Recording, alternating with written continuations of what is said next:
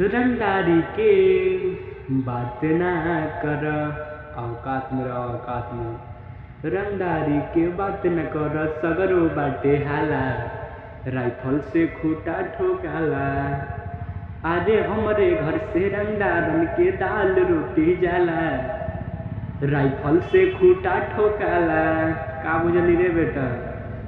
अरे गोली के गलाई ले कढ़ाई में, बड़ी मजा मिलेला लड़ाई में। बड़ बड़ बदमाश हमर गोड़ छुके जाला, राइफल से खूटा ठोकाला। अरे हमरे घर से रंगदारन के दाल रोटी जाला, राइफल से खूटा ठोकाला। अरे आवे हमर नाम अखबारों में, बाटे पहचान सरकारों में। रखे नहीं लालू टुनटुन लड़की लाठी भाला, राइफल से खूटा ठोकाला।